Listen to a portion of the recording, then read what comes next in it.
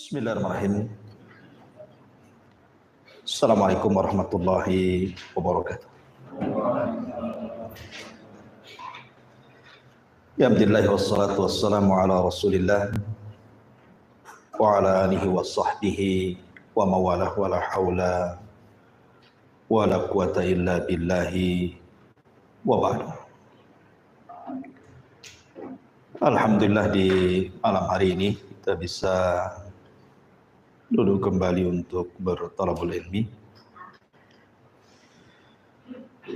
dan biasa kita mengkaji tafsir surah Al-Baqarah. Maka malam ini kita akan membahas tema lain supaya tidak bosan. Kita akan membahas tentang 16 kelompok yang tidak akan melihat Allah Subhanahu wa taala pada hari kiamat.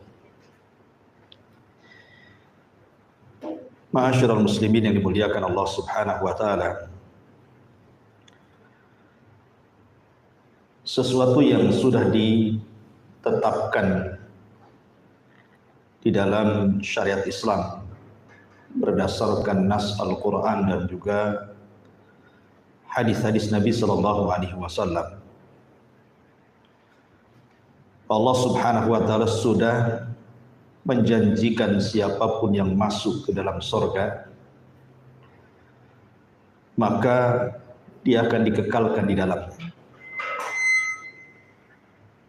Dan kenikmatan yang paling tinggi di surga adalah ru'yatullahi azza wa jalla.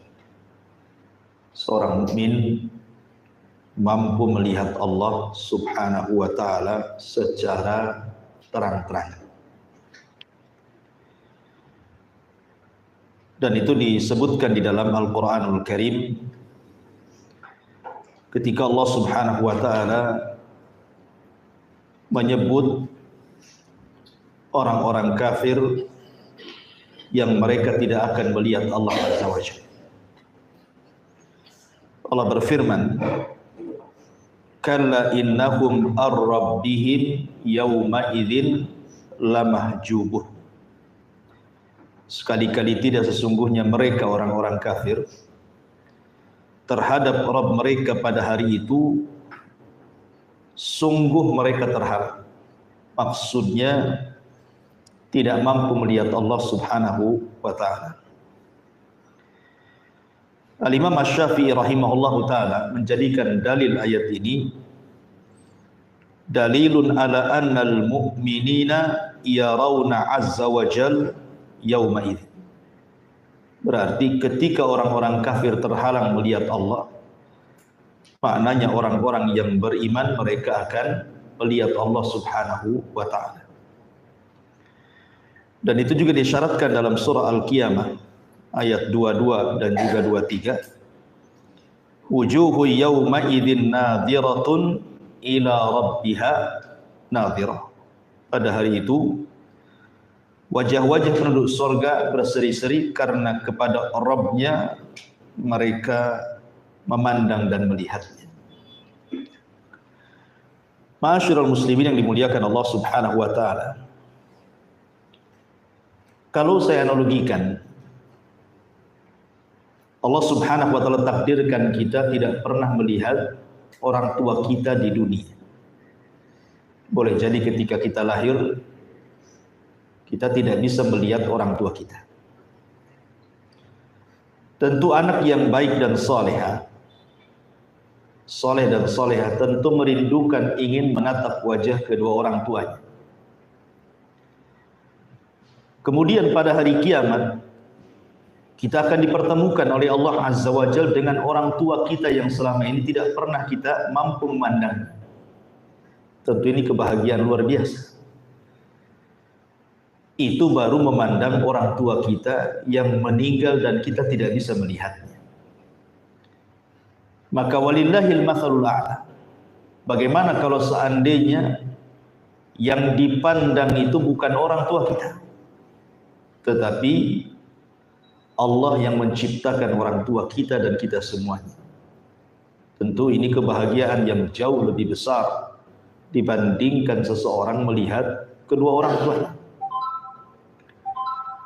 Makanya dalam sebuah hadis ketika disebutkan idza dakhala ahlul jannatil jannah, apabila Allah Subhanahu wa taala takdirkan penduduk surga masuk ke dalam surga, yaqulullahu tabaraka wa taala, maka Allah Subhanahu wa taala berfirman, turiduna syai'an azidu, maukah kalian aku tambah kenikmatan kalian di surga ini. Jadi kisahnya seperti ini. Ketika seluruh penduduk surga itu sudah masuk ke dalam surga dan tidak ada lagi yang tersisa, termasuk orang yang terakhir keluar dari neraka dan terakhir pula masuk surga. Maka mereka akan dikumpulkan di sebuah tempat yang sangat-sangat luas sekali di surga. Kemudian Allah kumpulkan semua penduduk surga, mulai dari para nabinya, para rasulnya, para siddiqin, para syuhada, orang-orang saleh, dan seluruh manusia penghuni surga kumpulkan di satu tempat. Dan di situ disediakan tempat-tempat khusus. Tentu paling depan adalah ulul azmi minar rusul, kemudian para rasul, kemudian para nabi, kemudian para siddiqin, syuhada, orang-orang saleh, dan yang terakhir orang-orang yang hanya duduk di tanah-tanah surga. Di situ Allah Subhanahu wa taala akan hadir di hadapan penduduk surga, tapi di balik tabirnya. Dan tabirnya Allah adalah cahaya. Ketika itulah Allah Subhanahu wa taala berfirman kepada seluruh penduduk surga, turiduna syai'an azidukum, maukah kalian kutambah nikmat kalian. Ini adalah hari tambahan nikmat untuk kalian, dan aku sudah menjanjikan kepada kalian sesuatu yang tidak mungkin aku ingkari. Maka akhirnya kemudian penduduk surga serentak mengatakan, alam tubayyid wujuhana wa tudkhilanal jannah wa tubaiduna anin nar. Ya Rabb, bukankah engkau sudah memutihkan wajah kami, memasukkan kami ke surga, mengeluarkan kami dari neraka? Apalagi ya Rabb, sudah cukup. Tetapi tiba-tiba fakushifal hijab, tiba-tiba hijab Allah Subhanahu wa taala terbuka, di mana seluruh penduduk surga menatap ke langit, dan disitulah mereka melihat wajah Allah Subhanahu wa taala. Lah disitulah penduduk surga mengatakan, fama u'tu syai'an ahabba ilaihi min nadhari ila rabbihim azza wa jalla. Tidak ada sesuatu nikmat yang Allah Subhanahu wa taala anugerahkan kepada seluruh penduduk surga dibandingkan mereka mampu melihat wajah Allah Subhanahu wa taala. Mereka ketika melihat tidak berdesak-desakan, laksana mereka melihat bulan saat purnama. Maka Allah Subhanahu wa taala mengucapkan kepada mereka, salamun alaikum, keselamatan bagi kalian. Maka seluruh penduduk surga mengatakan, Allahumma antas salam wa minkas salam tabarakta ya dzal jalali wal ikram. Ma'asyiral muslimin yang dimuliakan Allah Azza wa Jalla, dari sini kita tahu bahwa tidak ada nikmat melebihi surga itu sendiri dibandingkan ru'yatullah, orang yang memandang wajah Allah Subhanahu wa taala. Tetapi yang ingin saya jelaskan malam ini, di sana ada orang-orang yang diharamkan oleh Allah Subhanahu wa taala untuk melihat wajah Allah pada hari kiamat. Siapa mereka? Inilah yang kita akan bahas. Ma'asyiral muslimin yang dimuliakan Allah Subhanahu wa taala, ada 16 kelompok berdasarkan nas Al-Qur'an dan juga hadis-hadis Nabi sallallahu alaihi wasallam, di mana 16 kelompok ini oleh Allah Subhanahu wa taala tidak diizinkan untuk melihat Allah. Yang pertama disebutkan di dalam Al-Qur'anul Karim surah Ali Imran ayat 77. Allah Subhanahu wa taala berfirman, "Innal ladzina yashtaruna bi ahdillahi wa aymanihim thamanan qalila ulaika la khalaqa lahum fil akhirati wa la yukallimuhumullahu wa la yanzuru ilaihim yaumal qiyamati wa la yuzakkihim wa lahum adzabun alim." Sesungguhnya orang-orang yang memperjualbelikan janji-janji Allah dan sumpah-sumpah mereka dengan harga yang murah, mereka itu tidak memperoleh bagian di akhirat. Allah tidak akan menyapa mereka, tidak akan memperhatikan pada hari kiamat. Artinya mereka tidak akan melihat Allah Subhanahu wa taala, dan Allah tidak akan mensucikan mereka, dan bagi mereka azab yang sangat pedih. Dalam ayat ini menjelaskan bahwa ada orang-orang yang menjual janji setianya dengan Allah dengan harga yang murah, yang tidak seberapa daripada dunia yang fana ini. Jadi kelompok yang pertama adalah orang-orang yang suka bersumpah dengan sumpah dusta. Ayat ini turun kepada seorang sahabat namanya Ash'ath. Dia bermasalah dengan orang Yahudi soal tanah.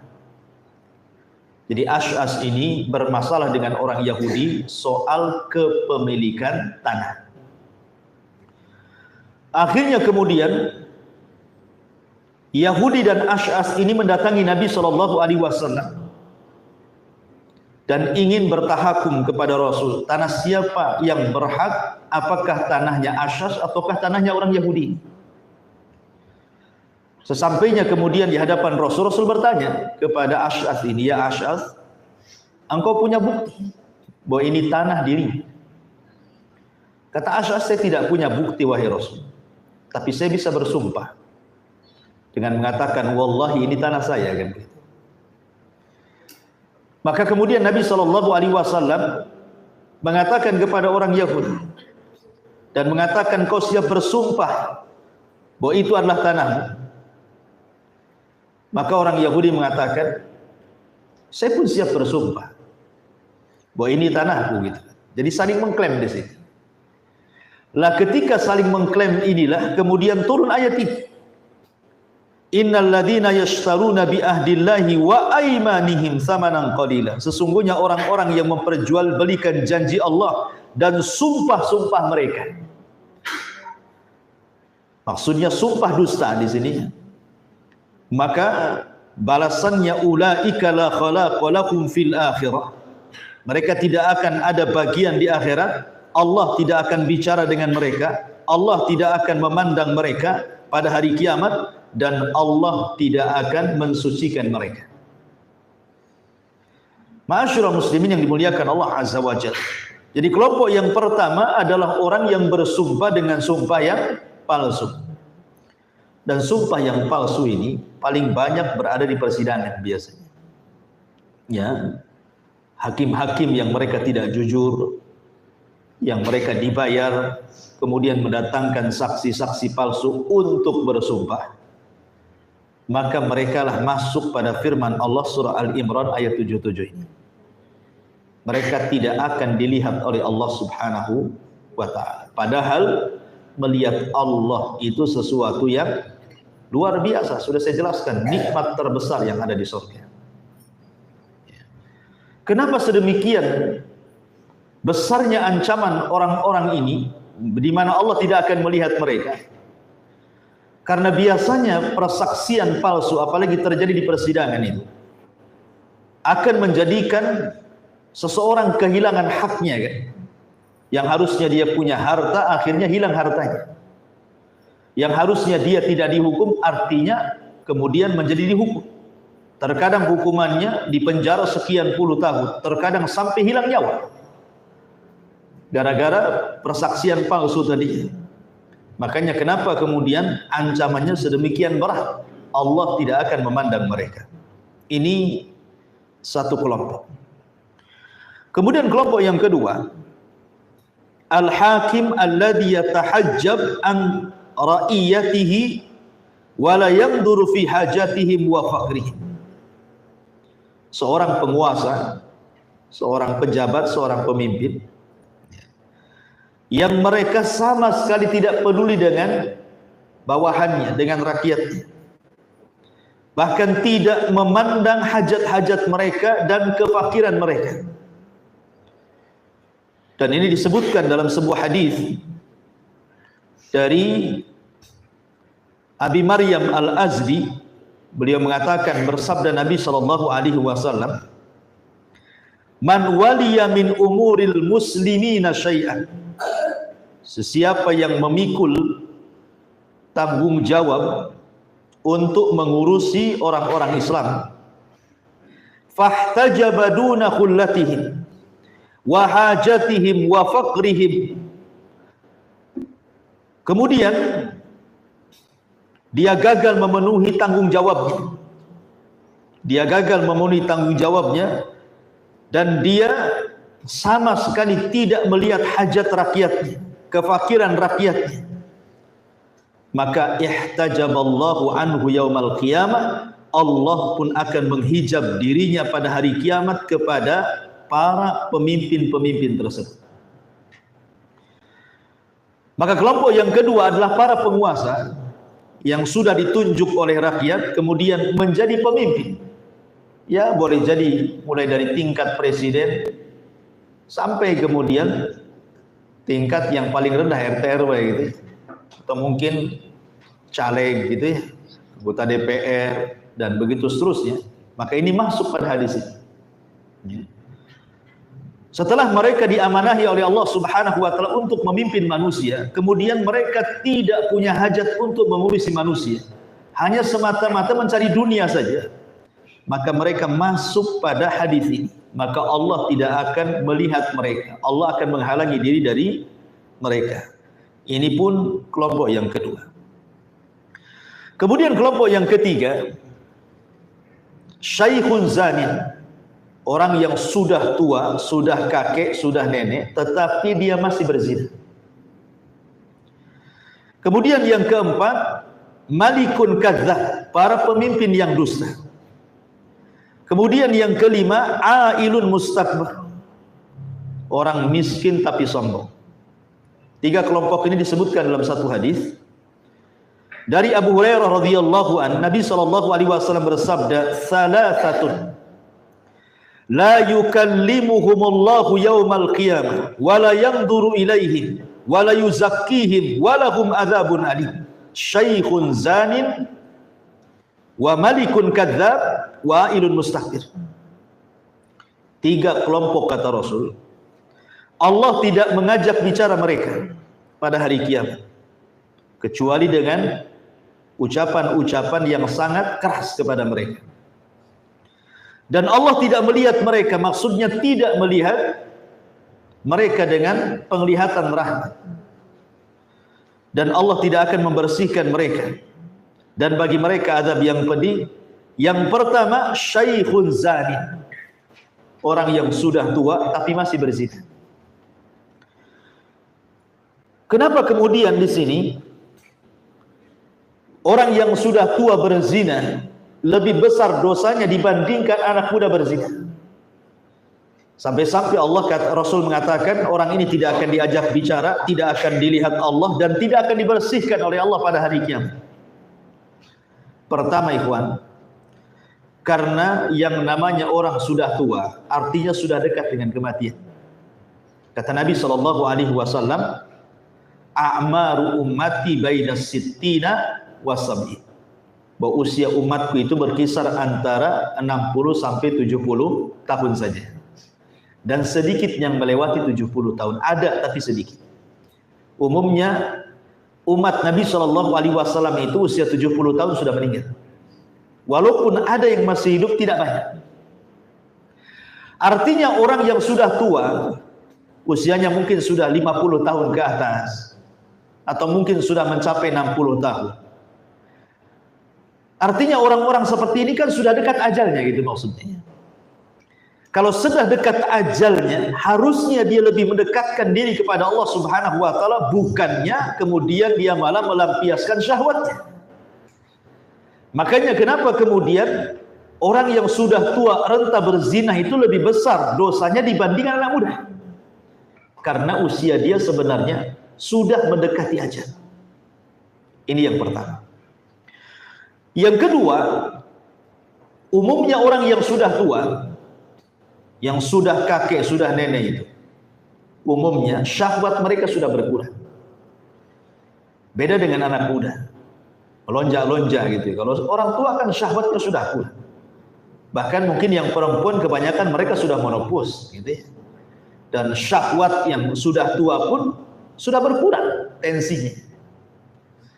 Artinya bahwa kalau kemudian syahwatnya yang lemah tersebut masih kemudian diumbar dan melakukan perzinahan, menunjukkan bahwa kakek dan nenek tersebut memang zina itu kebiasaan hidupnya.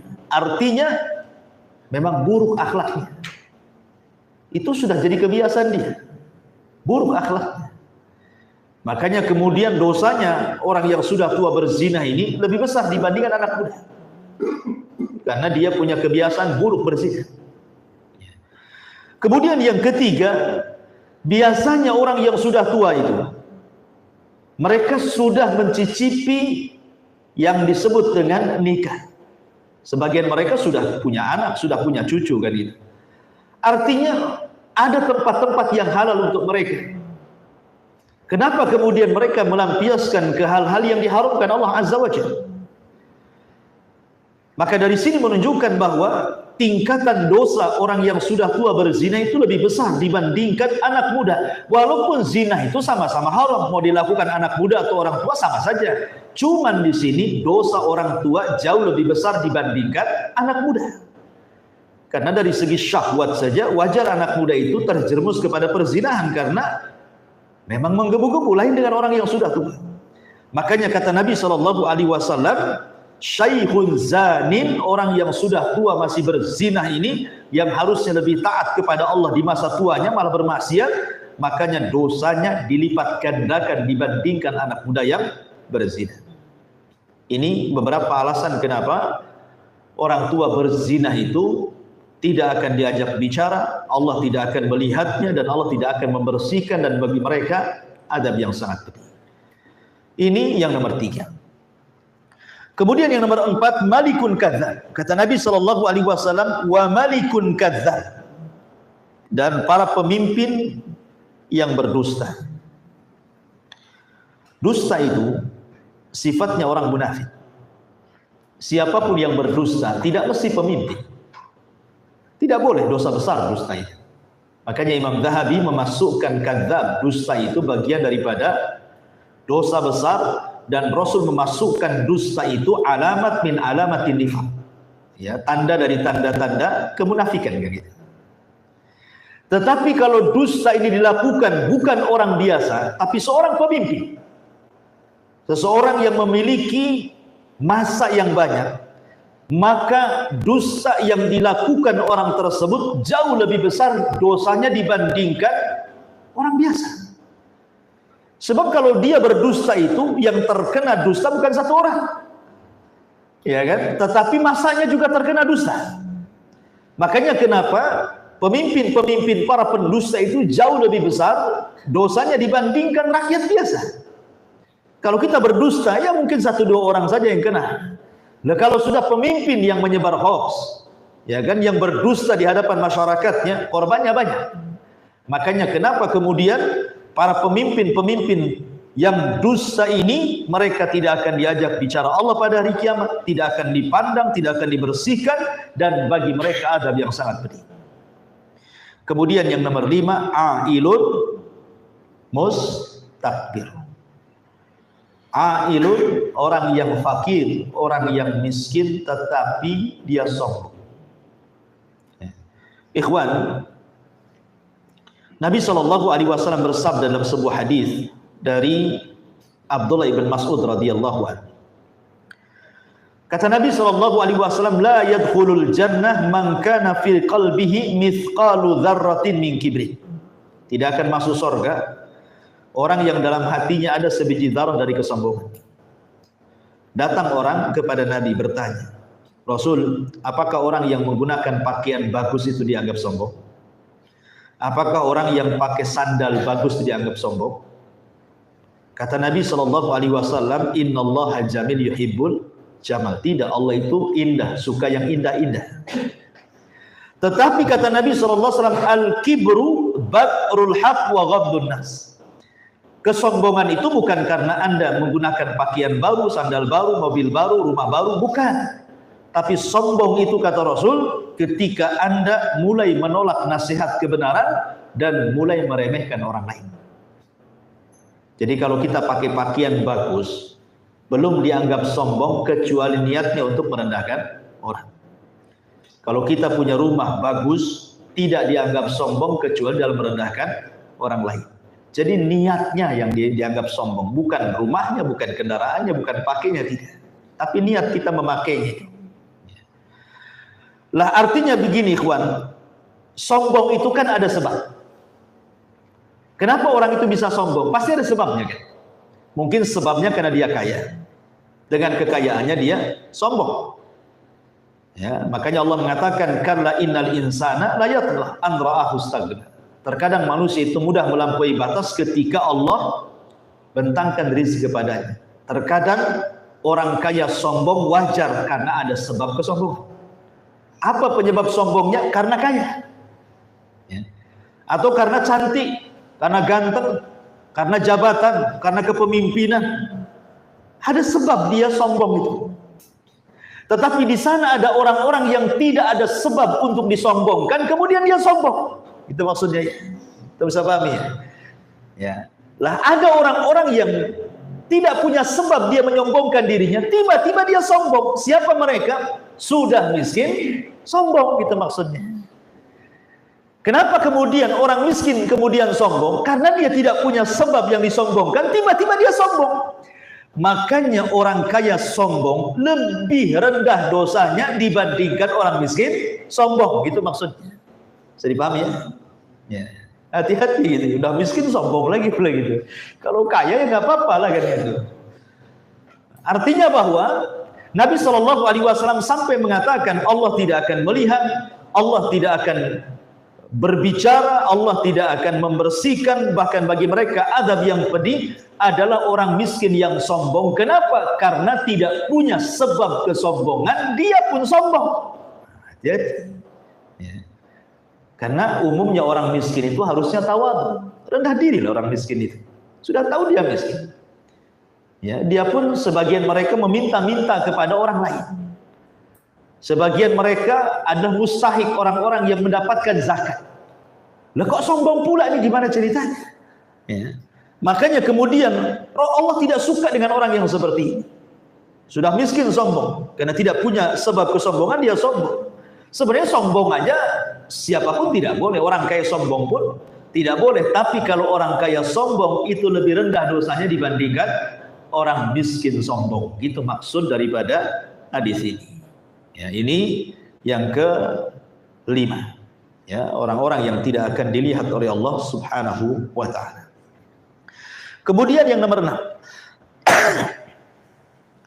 Mani'u fadlil ma, orang-orang yang mencegah tidak memberikan kelebihan air.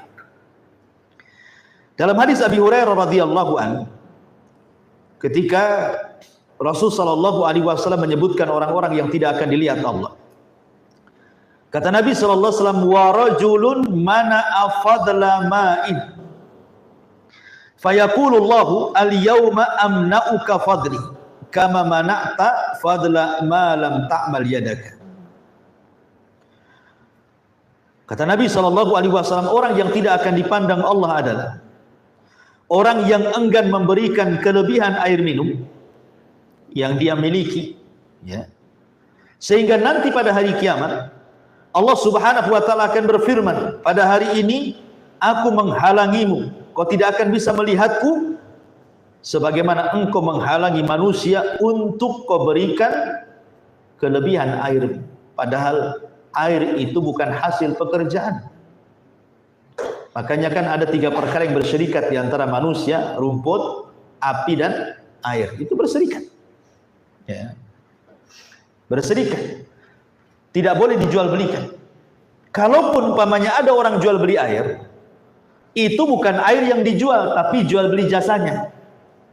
Umpamanya antum buat isi air ulang, maka kita menjual beli jasa karena antum beli alat saja berapa, kemudian listriknya, kemudian perawatannya, kemudian minta sertifikat dari pihak kesehatannya, kan banyak modal dikeluarkan. Ya. Jadi kita bukan jual beli air, tetapi jual beli jasa maksudnya. Belum lagi beli galonnya dan begitu seterusnya. Ya, jadi orang tidak boleh mencegah orang minta air. Antum punya sumur, antum kan hanya ditugaskan untuk menggali. Yang mengeluarkan air itu kan Allah. Artinya bukan kita yang mengadakan air, Allah yang mengadakan air. Kita kan cuma gali saja. Lah kalau seandainya kemudian kita punya sumur, kemudian ada tetangga minta air dan kita sudah kelebihan, kemudian kita tidak memberinya, ini masuk pada hadis ini. Ini kelompok yang ke-6. Kemudian kelompok yang ke-7, sahibu bai'atin min ajli dunya fa illam yu'tahu min halam lam yuwaffalahu. Jadi sahibu bai'atin min ajli dunia, orang yang berbaiat kepada penguasa tetapi karena urusan dunia. Jadi orang yang taat mendekati penguasa, bahasa kitanya menjilat penguasa lah kan gitu ya. Dekat dengan penguasa. Tetapi urusannya bukan urusan akhirat, hanya urusan dunia saja. Kalau penguasa memberikan haknya, kita berikan hak kita. Kalau dia tidak memberikan hak, kita tidak akan memberikan hak gitu. Ingat, perintah taat kepada penguasa itu adalah Allah yang perintahkan. Walaupun penguasa kita zalim sekalipun, Allah dan Rasul yang memerintahkan kita taat. Bukan karena pemerintah memberikan haknya kepada kita baru kita taat kepada mereka. Kalau tidak memberikan haknya kepada kita, kita tidak taat. Bukan itu. Tetapi perintah taat kepada penguasa itu adalah perintah Allah. Ya, Rasul mengatakan was-sam'i wat-tha'ah. Tetaplah kau mendengar, tetaplah kau taat, kan itu ya. Kemudian juga Allah mengatakan atiullah wa atiur rasul wa ulil amri minkum. Jadi ini perintah Allah. Ya, bukan perintah kita gitu ya, bukan keinginan kita. Allah yang menginginkan supaya kita taat kepada penguasa. Karena ada di masyarakat kita yang berpemahaman, ya kalau pemerintah baik, ya kita baiklah kan gitu. Kalau pemerintah tidak baik, ngapain kita baik pula sama mereka kan gitu ya. Salah bahwa perintah berbuat baik kepada penguasa itu, taat kepada mereka, mendoakan mereka, itu perintah Allah. Bukan bicara tentang barter. Kalau mereka baik, kita baik, mereka jahat, kita jahat, bukan begitu. Ya. Makanya di sini juga di antara kelompok yang nomor 7 adalah sahibu bai'atin min ajli dunia. Mereka mau berbaiat dan taat kepada pemerintah hanya semata-mata urusan dunia saja. Kalau diberikan dunia mereka siap taat, kalau tidak taat. Maka ini juga kelompok yang ke-7 yang tidak akan dipandang oleh Allah Azza wa Jalla. Kemudian yang nomor 8, al-aqu liwalidayhi. Orang yang durhaka kepada kedua orang tua. Kemudian yang nomor 9, wal mutarajjilatu. Laki-laki menyerupai perempuan. Kemudian yang nomor 10, ad-dayus, kepala rumah tangga yang tidak bertanggung jawab kepada keluarganya. Dan itu disebutkan dalam satu redaksi hadis. Dari Abdullah ibn Umar radhiyallahu anhuma, qala Rasulullah sallallahu alaihi wasallam, salasatun la yanzurullahu azza wa jalla ilaihim yaumal qiyamah.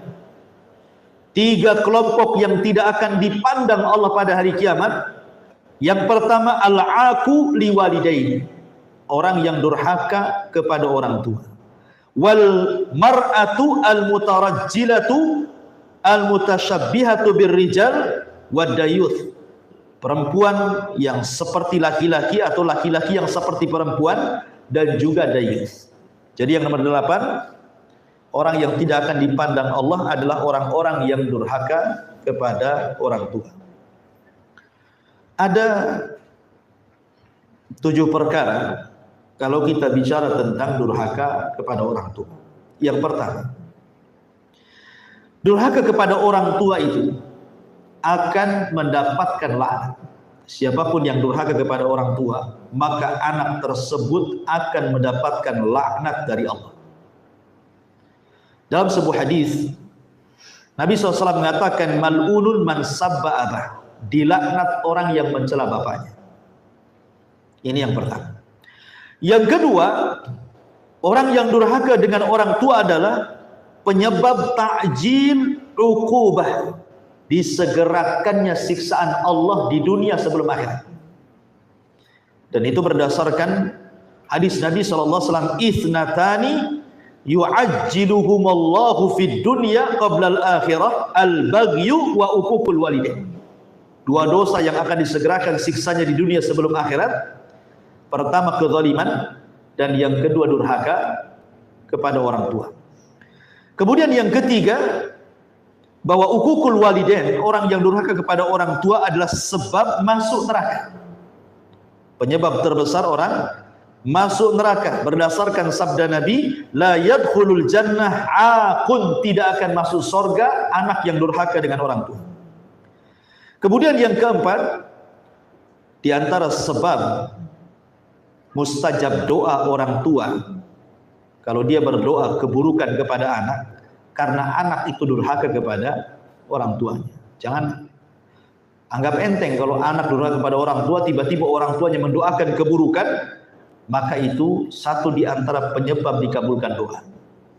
Karena secara umum orang yang dizalimi, jangankan orang tua, orang yang dizalimi siapapun atau orang kafir sekalipun mustajab doa, ya kan?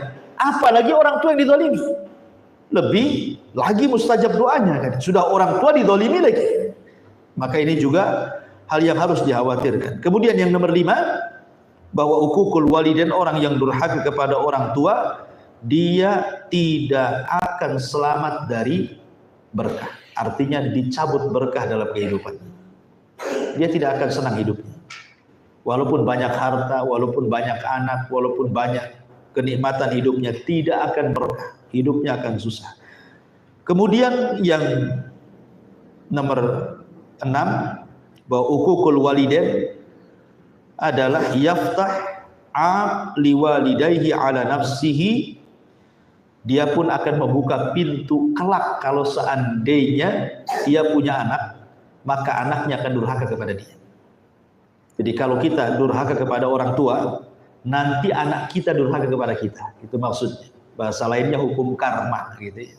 Kata Nabi SAW, tabarru aba'akum tabarrukum abna'ukum. Berbuat baiklah kepada orang tua, maka anak kalian akan berbuat baik kepada kalian. Dan yang terakhir nomor 7, bahwa uququl walidain adalah penyebab orang ini tertahannya doa. Ya, di antara orang yang berdoa tapi kok tidak pernah dikabulkan oleh Allah Azza wa Jalla, jangan-jangan kita ini karena durhaka kepada orang tua. Ini yang nomor 8. Kemudian yang nomor 9, al-mutarajjilah. Laki-laki menyerupai perempuan atau sebaliknya. Ya, dan ini banyak sekali hari ini. Hari ini kan sudah luar biasa gitu ya. Kita lihat seragam-seragam kerja perempuan saja hampir menyerupai laki-laki. Ya kan? Pakai celana, ya kan? Kemudian pakai pakaian-pakaian ketat-ketat, nampak bentuk tubuhnya, auratnya. Nah, itu kan masuk juga. Padahal kan tidak boleh wanita itu harus menutup aurat dengan cara ya tadi, dengan longgar, kemudian pakainya tebal gitu ya, kemudian tidak membuka auratnya. Maksudnya yang boleh dibuka hanya wajah dan telapak tangan saja, selebihnya harus tertutup kan itu. Tapi umumnya di masyarakat kan tidak hari ini. Kita lihat hampir di semua tempat pekerjaan perempuan itu, anggap saja di pom-pom bensinnya yang paling mudah kita lihat kan, ya seperti itu seragamnya. Dan laki-laki juga banyak juga yang jadi bencong kan, nah, ngeri juga gitu ya di masyarakat ini. Maka ini juga kata Nabi SAW, salah satu orang-orang yang tidak akan dipandang oleh Allah Azza wa Jalla. Kemudian yang nomor 10, dayus. Kata Imam Ibn Utsaimin rahimahullahu ta'ala ketika memberikan makna dayus, dayus adalah alladhi yardha al-fahishata fi ahli. kepala rumah tangga yang redha kalau seandainya terjadi kemaksiatan di tengah-tengah keluarganya. Anaknya tidak berjilbab, diam saja orang tuanya. Gitu ya. Anak perempuannya pulang tengah malam, diam saja dia. Anaknya tidak sholat, ya diam saja. Ya, istrinya tidak sholat, ya tidak pernah digubris. Jadi dayuth itu intinya adalah kemaksiatan yang dilakukan anak, istri ataupun keluarganya dibiarkan saja. Itu namanya dayuth. Dan ini banyak di masyarakat, khususnya orang-orang awam itu biasa-biasa saja. Kadang-kadang kalau di desa-desa ya, zaman kita dulu, kadang-kadang ada laki-laki apel ke rumahnya, itu seneng orang tuanya. Seneng mana? Kalau nggak diapeli anaknya itu dikira nggak laku tuh anaknya. Zaman orang dulu kan itu. Kadang-kadang sengaja orang tuanya pergi biar itu mungkin jodohnya. Na'udzubillah, ya kan? Ini yang nomor 10. Kemudian yang nomor 11. Yang nomor 11, man amila amala qaumi Lut. Orang yang melakukan amalnya kaum Lut, homoseksual. Kemudian yang nomor 12, asyudzud, asyadzun. Syadzun itu orang yang ada penyimpangan dalam menggauli pasangannya, seperti menggauli istrinya dari duburnya, naudzubillah. Dan ini berdasarkan satu redaksi hadis dari Abdullah ibn Abbas radhiyallahu anhuma, Nabi SAW bersabda, la yanzurullahu ta'ala ila rajulin ata rajulan au imra'atan fi duburi. Allah tidak akan memandang kepada laki-laki yang mendatangi laki-laki atau seseorang mendatangi pasangannya dari duburnya. Jadi yang nomor 11 adalah orang yang melakukan homoseksual. Nabi SAW pernah mengatakan 3 kali mengucapkan la'anallah man amila amala qaumi Lut. Allah melaknat orang yang mengamalkan amalan kaum Lut. Kemudian Rasul mengatakan la'anallah man amila qaumi Lut. La'anallah man amila qaumi Lut. 3 kali Rasul mengatakan semoga Allah laknat, semoga Allah laknat, semoga Allah laknat orang yang melakukan amalan kaum Lut. Maksudnya homoseksual. Dan herannya di negeri kita ada orang-orang yang mereka mulai mencoba untuk melegalkan gitu ya, pernikahan sesama jenis gitu kan. Nah, sampai dulu ya kalau nggak salah itu sebagian mereka orang gay ini sampai membuat fikih gay ya, dan minta supaya diresmikan oleh MUI di mana itu, di Jawa atau di mana gitu. Jadi orang mereka sendiri membuat fikih itu. Sholatnya gay, gitu. Kemudian tayamumnya gay, kemudian wudunya gay, puasanya gay, gitu ya. Jadi sampai ngarang buku fikih orang itu. Alhamdulillah, kemudian tidak direkomendasi oleh MUI. Ya ngapain coba? Gaynya sendiri dilarang. Ya, buat fikih pula dia. Ya, makanya di sini, kenapa demikian? Karena memang kalau mereka paham tidak ada di Quran satu perbuatan dosa yang paling banyak celaannya kecuali homoseksual. Yang paling banyak celaannya.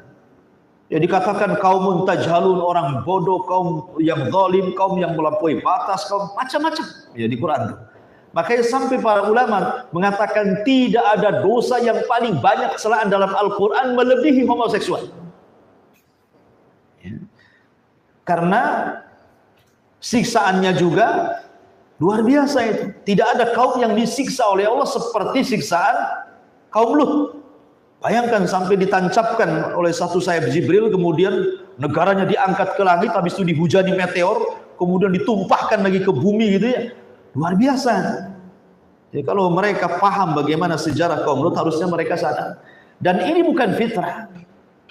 Ini bukan fitrah. Ini penyimpangan. Dan ini bukan takdir, ini penyimpangan. Ya. Kemudian juga asyadzun artinya orang yang mendatangi pasangannya dari lubang-luburnya, naudzubillah. Kemudian juga yang nomor 13 al-mannan. Al-mannan. Kemudian yang nomor 14 al-musbil izarahu, yang melemparkan kainnya di bawah mata kaki. Kemudian yang nomor 15 al-ba'i al-munfik sil'atahu bil kadhib, orang yang suka menjual sesuatu dengan suka bersumpah-sumpah palsu. Dan 3 perkara ini Disebutkan dalam satu redaksi hadis dari Abi Dzar Al-Ghifari radhiyallahu an, Nabi SAW bersabda, "Thalathatun la yukallimuhumullahu yaumal qiyamah wa la yuzakkihim wa lahum adzabun alim." Faqala Rasulullah SAW thalatha marrah. Faqultu khabu wa khasir. Man hum ya Rasulullah? Qala al-mannan wal munfik sil'atahu bil halifi wal musbilu izarah. Dari Abi Dzar radhiyallahu an, dia mengatakan 3 kelompok Allah tidak akan bicara pada mereka pada hari kiamat. Allah tidak akan membersihkan mereka. Dalam riwayat, Allah tidak akan melihat mereka, dan bagi mereka azab yang sangat pedih. Maka Rasul menyebutnya 3 kali. Kemudian kata Nabi SAW, al-mannan, orang yang suka mengungkit-ungkit pemberian. Jadi yang nomor 13 adalah al-mannan. Tapi kalau maksudnya mengungkit di sini artinya dia bukan mengungkit artinya kebaikan dia, tidak. Umpamanya kalau ada orang yang sudah antum kasih jasa, antum tolong dia umpamanya kan, antum kasih modal dia, antum kasih sedekah dia, tiba-tiba kemudian dia menyakiti antum. Orang yang antum kasih bantuan ini tiba-tiba menyakiti kita. Kemudian kita datang, antum ini gimana sih? Anak sudah bantu antum tapi antum masih ngomong anak begini-begini. Nah, ini bukan manan ini. Ini nggak masalah. Ya, kalau orang ngomong seperti ini bukan termasuk mengungkit-ungkit, bukan. Ya. Yang mengungkit-ungkit itu maksudnya bahwa dia merasa rugi apa yang sudah diberikan kepada orang lain. Merasa rugi gitu ya. Ya. Kemudian dia menginginkan balasan dari dia. Menginginkan kebaikan dari dia, seolah-olah dia tanam modal kepada orang tersebut dan dia punya niat bahwa dengan saya membantu dia harusnya dibantu saya. Ya, seolah-olah dia ingin ada barter dalam kebaikannya. Ya, tapi kalau hanya mengingatkan saja, itu bukan manan, mengingatkan. Seperti umpamanya orang itu menyakiti kita sementara kita sudah bantu, kita hanya ingatkan saja. Anak kan sudah bantu antum. Masa antum ngomong sama saya tentang begini-begini? Itu mengingatkan namanya. Itu para ulama mengatakan tidak manan. Ya. Jadi manan itu maksudnya adalah karena dia ada timbal balik urusan dunia. Seolah-olah dia nolong itu supaya dia memberikan sesuatu kepadanya. Itu disebut manan. Kemudian yang nomor 14, al-musbil izarah. Al-musbil izarahu, orang yang isbal. Orang yang melembrehkan mata kakinya tertutup dengan kain. Ada yang mengatakan bahwa musbil itu dilarang bagi orang yang sombong. Adapun yang tidak sombong, maka tidak ada masalah. Kan biasa ya di masyarakat kan seperti yang dilarang itu yang sombong. Kalau tak sombong ya nggak apa-apa. Ya. Ingat bahwa riwayat-riwayat tentang masalah larangan isbal ini banyak sekali. Ya. Banyak sekali larangan-larangan, baik yang sombong ataupun yang tidak sombong. Dua-duanya ada. Ya. Larangan isbal ketika Anda sombong atau larangan isbal ketika Anda tidak sombong, dua-duanya terkena. Salah satunya hadis ini.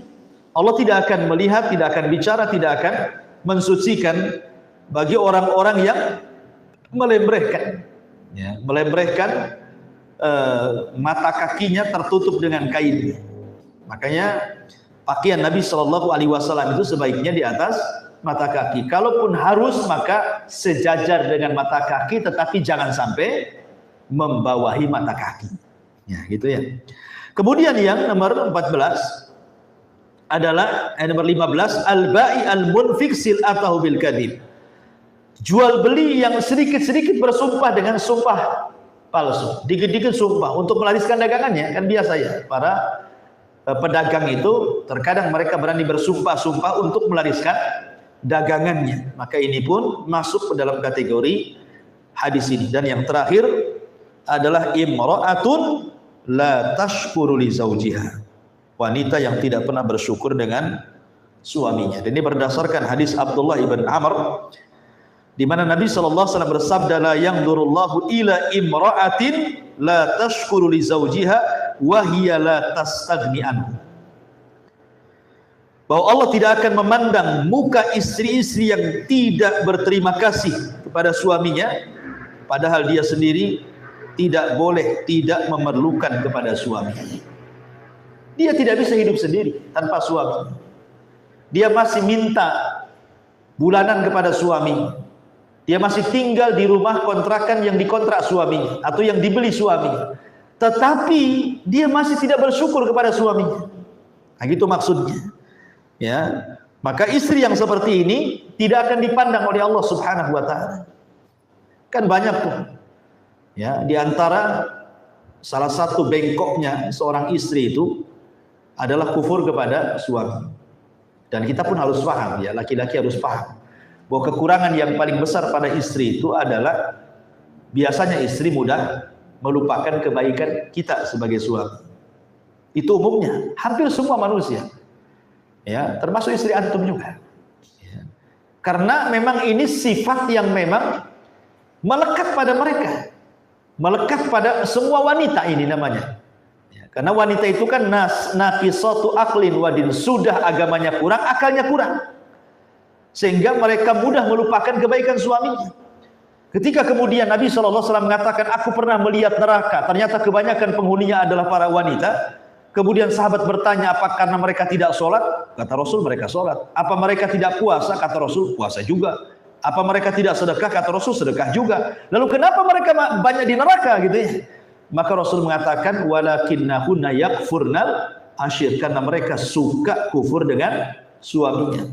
Kemudian Rasul menjelaskan apa bentuk kufurnya. Apabila engkau berbuat baik seumur hidupmu kepada istrimu, kemudian satu kali Anda melakukan kesalahan, maka istri akan mengatakan engkau belum pernah berbuat baik sedikit pun kepada.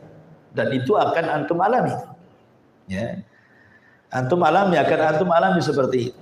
Dan pasti antum yang berumah tangga sudah antum alami itu. Cuman bahasanya kan nggak bahasa seperti itu. Ya, bahasa yang lain mungkin, abang ini nggak pernah perhatiin saya. Hari-hari diperhatiin. Kasih makan, kasih ini, kasih itu. Bilang pula nggak pernah perhatian gitu kan. Anaknya sudah banyak dibilang nggak perhatian coba. Ya kan, bulanannya tetap mengalir dari antum, bilang nggak perhatian. Dari mana? Itu perhatian dia. Ya, jadi memang bahasa-bahasa ini kan bahasa Nabi seperti itu, tapi bahasa istri antum kan beda. Yang semakna dengan itu intinya. Tidak perhatian lah, kurang inilah, kurang itu, macam-macam ya kan.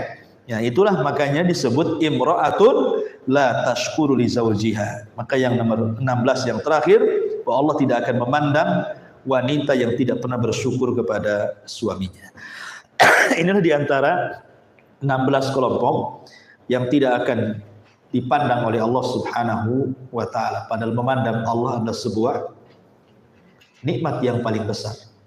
Kalau kita mampu memandang Allah dan Allah memandang kita dengan rahmat, maka ini sebuah kenikmatan besar yang Allah anugerahkan kepada kita.